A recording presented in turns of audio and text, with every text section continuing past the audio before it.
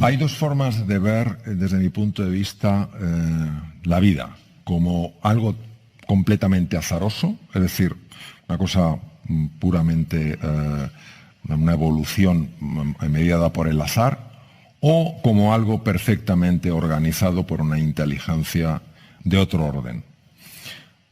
Para mí, en mi vida personal, el considerar y el vivir conectado con una vida que quiere lo mejor para mí me ha ayudado muchísimo a pasar de una forma distinta episodios duros. Entonces, lo que normalmente en el mundo de la pura evolución, lo que se llama el materialismo, que no es la negación de lo material, es que todo se justifica desde la materia, donde el materialismo se queda corto, a mí me parece que la trascendencia nos abre.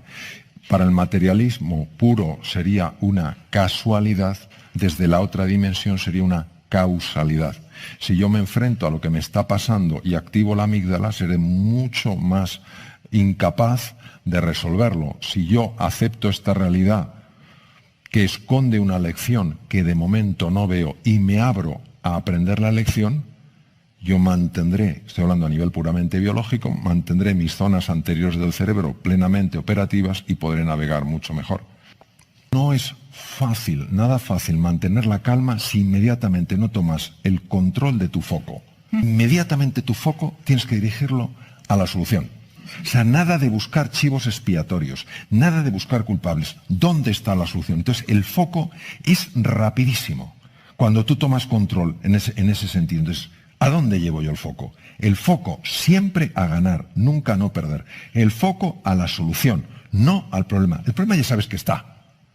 Cuando nosotros en la incertidumbre solo vemos lo desconocido, lo que no controlamos, lo que no gobernamos, ¿por qué es tan importante establecer una relación radicalmente distinta con la incertidumbre? Lo vais a entender clarísimamente. Mira, a veces cuando uno le da la vuelta a una situación puede encontrar una oportunidad, pero si ya la rechaza, si ya se resiste, es imposible. Entonces, claro que va a haber complejidad, claro, la hay, claro que hay peligros, por supuesto, pero no es lo único que hay. También hay oportunidades, también hay posibilidades, también hay caminos. ¿Y por qué es tan importante que asociéis a incertidumbre la palabra oportunidad? Porque quiero que abráis otros cajones en el inconsciente, cajones de ilusión, cajones de posibilidad, cajones de crecimiento, de evolución. Y cuando tú vas entrenando este lenguaje transformacional, dices, de acuerdo, incertidumbre, es verdad que noto estas sensaciones de incomodidad, pero me voy a posicionar que también hay oportunidad y sabemos que es así, sabemos que es así. Poquito a poco tú vas trayendo ese registro que va de alguna manera compensando esa sensación de sentirte perdido, de sentirte perdida, y que te ayuda a adaptarte. Biológicamente, ¿esto cómo sucede? Pues sucede de la siguiente manera, fijaros. En un entorno nuevo, en la nueva realidad, todos vamos a tener que estar muy atentos a lo esencial, descubrir los patrones que funcionan. Lo mismo que si yo voy al Japón, tengo que entender cómo la gente saluda, cómo la gente se relaciona,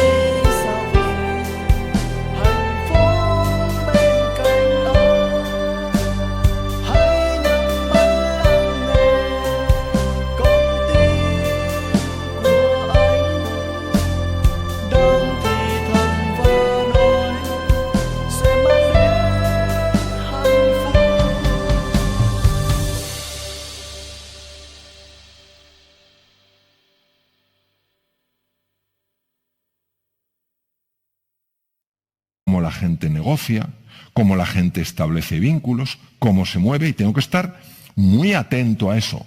Tengo que ser muy rápido aprendiendo. No puedo estar días y días para aprender cosas básicas, tendré que aprenderlas rápidamente. Tengo que ser creativo a la hora de encontrar nuevas soluciones a situaciones en las que no me he visto antes. Todo eso depende de la parte anterior del cerebro, de lo que se llama el cerebro ejecutivo.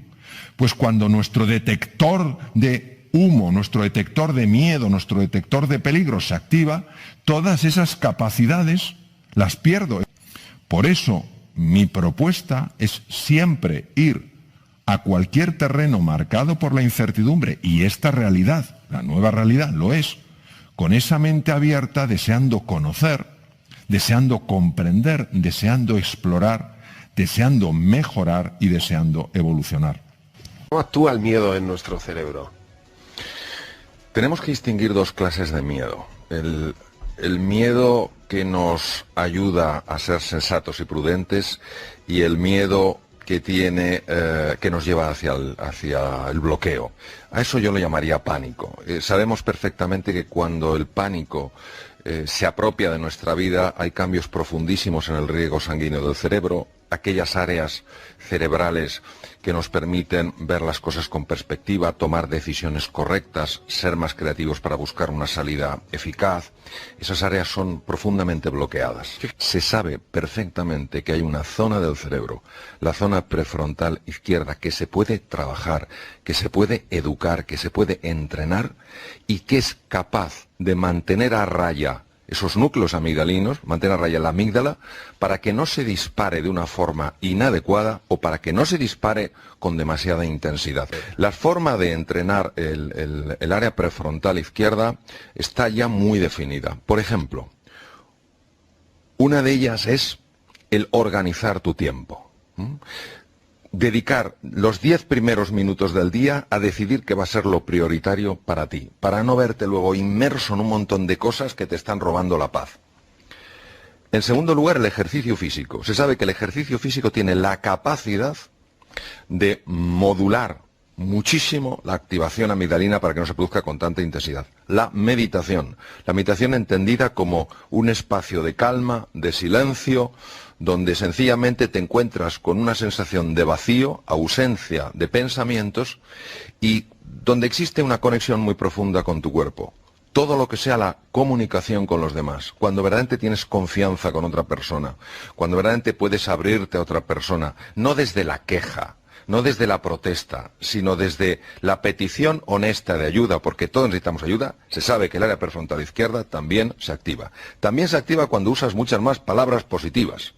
Es decir, cuando cambias palabras que de entrada nos sumergen en la preocupación, en la angustia, en la desesperanza, utilizas más palabras positivas. Y también se entrena el área prefrontal izquierda cuando te acostumbras a llevar tu atención a lo que hay de bello en la vida, a lo que hay de valioso en la vida, a lo que hay de inspirador en la vida.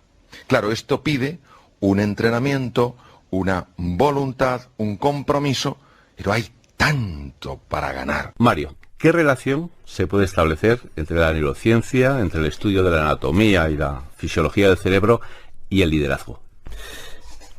Liderar es inspirar, liderar es ayudar a una persona a que aflore su mejor versión, e implica 3 etapas. Uno es autoconocerse, otro autogobernarse, y el tercero saber encontrarse con...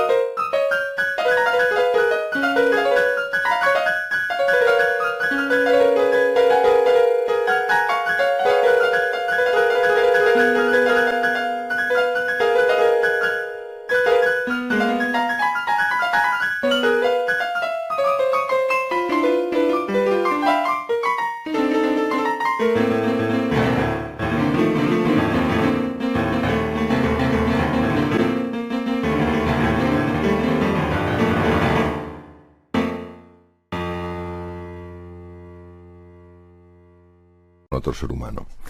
Autoconocerse, penetrar en la verdad de uno, implica un conocimiento de los procesos mentales que tienen lugar y del sustrato físico que es el cerebro humano.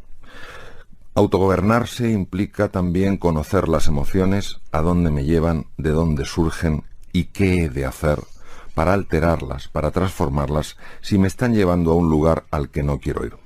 Comprender los núcleos cerebrales que están implicados en las emociones, cómo unos afectan a otros, cómo se puede entrenar, cómo se puede transformar, cómo se puede reinventar el cerebro para tener emociones positivas que nos impulsen, que nos ayuden y no emociones que nos anulen, también es un punto importantísimo. Y el encuentro con otro ser humano es esencial. No existe felicidad sin el otro. Por más que nos empeñemos en decir que cuando uno tiene mucho es más feliz. No, no es cierto. Es decir, la persona que tiene 2 millones de euros no es el doble de feliz que la persona que tiene 1 millón de euros. No cabe duda que el bienestar económico es necesario, es imprescindible. No es suficiente. Saberse encontrar con otra persona es saber entender esos procesos que también están teniendo lugar a nivel mental, a nivel cerebral, sencillamente para que nuestra conversación sea una conversación donde nos comprendamos y donde miremos juntos en la misma dirección. El cerebro no explica por completo la mente. Yo sé que hay algunos neurocientíficos, he estado con algunos de ellos y son muy relevantes, les tengo un tremendo respeto y alguno de ellos además un gran afecto. Yo sé que hay neurocientíficos de gran talla que dicen que la mente se explica completamente a partir del cerebro. Yo, personalmente, y lo digo desde la humildad, no lo comparto. Ahora bien, sí es cierto que el cerebro explica muchas cosas del funcionamiento mental. La mente se parece mucho a el agua. Cuando está agitada no se puede ver el fondo, no se puede ver lo que tienes en realidad, ni tus talentos, ni tus capacidades, ni tus energías dormidas. Y solo cuando la mente se calma, es como ese agua que también al calmarse permite ver lo que hay en el fondo.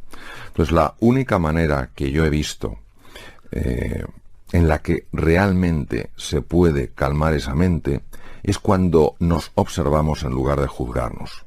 Cuando observamos nuestras emociones, cuando observamos nuestros pensamientos, es decir, cuando en lugar de ser los protagonistas de la película, nos convertimos en espectadores de esa película. Solo cuando uno tiene una distancia de perspectiva puede conseguirse que esa mente se calme. Si no, como dicen muchos filósofos orientales, muy duchos en el conocimiento de la mente, es como a mí me gusta más el ejemplo del agua, pero bueno, ellos dicen que es como un mono agitado en una jaula, no hay manera de pararle. La mente tiene 2 formas, la forma agitada y la forma calmada. A la forma calmada a mí me gusta llamarla consciencia, que es el darse cuenta. Y a la mente agitada me gusta llamarla la mente confusa, la mente que enjuicia. Entonces, más que la no mente, es la mente tranquila. ¿Qué ocurre? Que se utiliza el concepto no mente porque para llegar a esa mente tranquila hay que penetrar en el silencio. Y la mente agitada no soporta el silencio. La mente agitada solo quiere que estemos constantemente pensando y constantemente moviéndonos. Ese momento donde tú te paras, reflexionas y tocas el silencio, no es que estés en el mundo de la no mente, estás en el mundo de la no mente agitada. Y entras en el mundo de la mente tranquila, lo que se llama el self-awareness o lo que es la conciencia. Y ahí tienes una visión mucho más profunda de las cosas. Hay una diferencia entre saber algo y saber hacerlo. El aprendizaje no es saberlo. El aprendizaje es saber hacerlo. ¿Por qué hay esta diferencia entre saber y saber hacerlo? Porque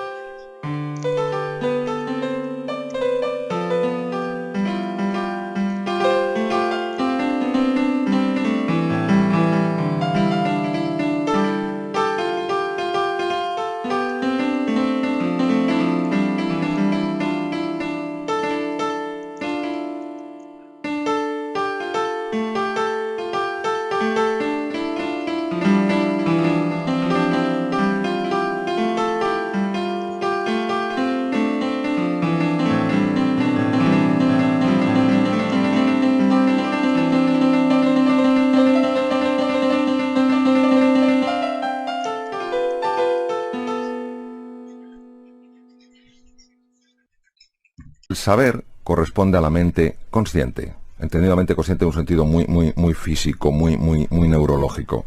Es decir, bueno, intelectualmente entiendes algo, intelectualmente lo sabes.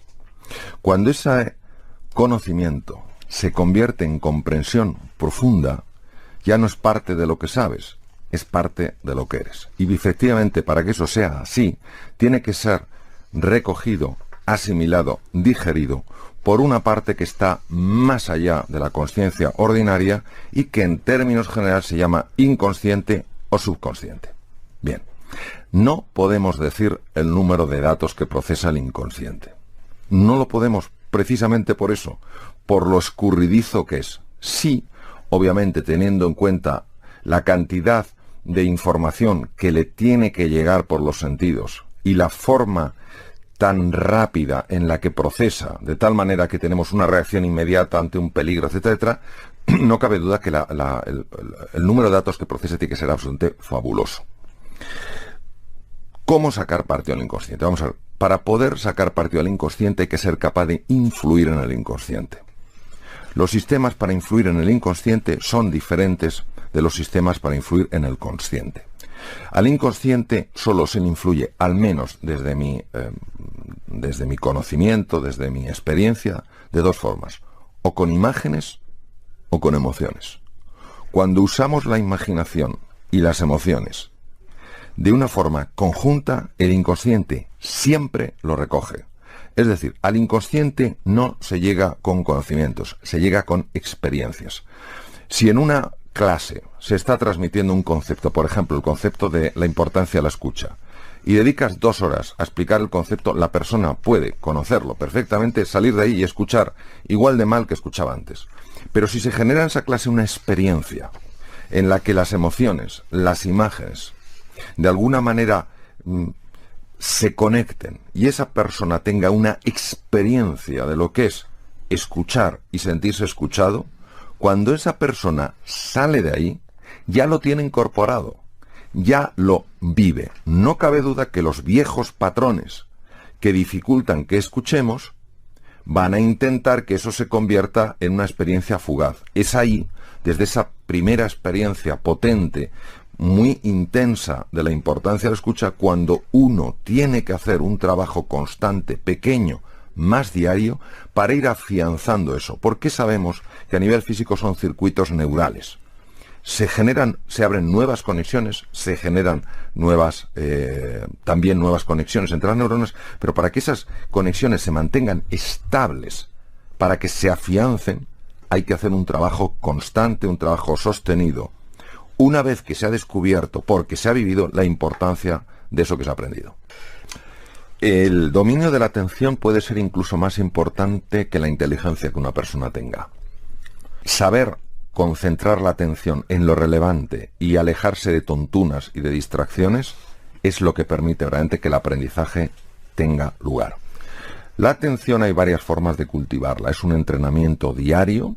Una de las formas más potentes que se ha encontrado es lo que se llama mindfulness o atención plena. El mindfulness sencillamente es que tu atención deje de estar atrapada con esa jaula de grillos que son nuestros pensamientos automáticos y se concentre en una parte del cuerpo, la que sea, la respiración, la pierna, el dedo, lo que quieras. Este ejercicio de la atención es muy importante y ayuda muchísimo.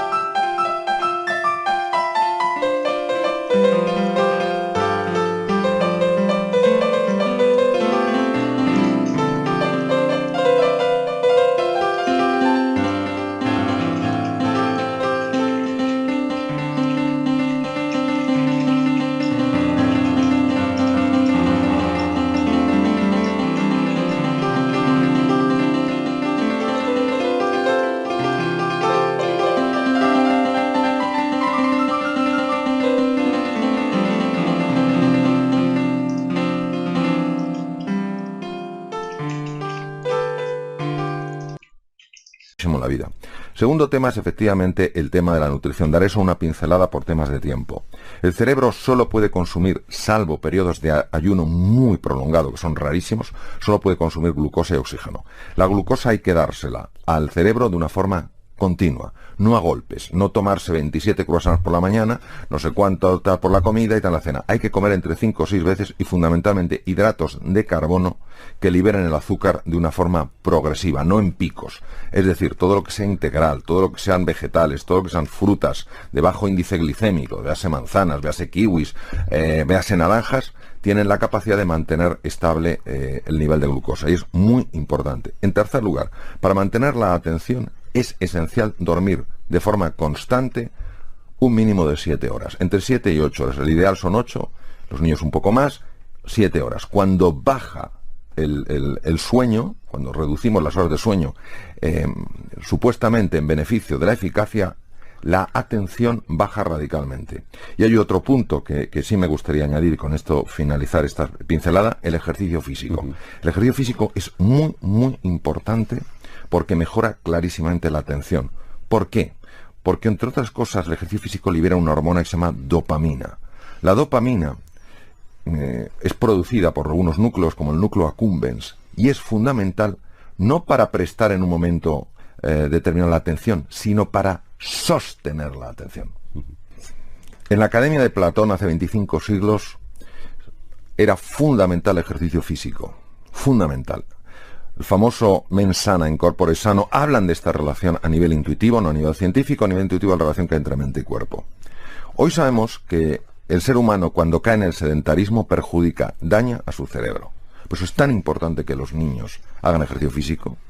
Es tan importante que los adultos hagamos ejercicio físico. ¿Qué ocurre en el ejercicio físico? En el ejercicio físico ocurre una liberación de una serie de hormonas. Antes se menciona la dopamina, también podemos mencionar la serotonina, la oxitocina, la beta-endorfina, que son muy importantes para mantener un buen estado de ánimo. Pero es que además el ejercicio físico libera una sustancia, un neurotransmisor llamado GRNF, que es el factor de crecimiento neural. Es decir, esa neuroplasticidad de la que hemos hablado antes, esa capacidad de formar nuevas conexiones que nos convierte en personas más inteligentes, más creativas, es favorecida por una serie de sustancias que se segregan en el cerebro. El GNRF, segregado en el cerebro, es una consecuencia directa del ejercicio físico. El tema del tiempo. Vamos a ver. Ante el ejercicio físico, muchas personas sienten repelús, o porque no les apetece, o porque creen que es inabordable. Una combinación de estudios desde la neurociencia y la Sociedad Norteamericana de Cardiología, lo que han venido a decir lo siguiente. Vamos a ver, si usted 5 días a la semana, durante 30 minutos cada día, que lo puede dividir en 3 periodos de 10 minutos, camina a suficiente velocidad como para que el corazón y el pulmón vayan un poquito más deprisa, usted obtiene beneficios claros en su salud, en su funcionamiento mental, incluso, por ejemplo, una cosa interesantísima, el funcionamiento del sistema de defensa, el sistema inmunológico. Ahora bien, ¿quiere eso decir que si yo no hago eso no tengo beneficios? No. Lo que pasa es que los estudios científicos son muy complejos y entonces se quedan en un punto, ya no bajan más allá porque tendrían que añadir nuevas mediciones súper complejas. Entonces, si hace 5 minutos al día andando deprisa, desde luego es mucho mejor que si no hace nada. Yo recomiendo que se empiece por 5 minutos, que parece mucho, 1 minuto andando deprisa. 1 minuto. Verá cómo ese minuto se convierte en 5 minutos. Los 5 minutos se convierten en 10 minutos. Y los 10 minutos al final se convierten en media hora. Y cuando una persona note que está muchísimo mejor, lo normal es que no lo deje.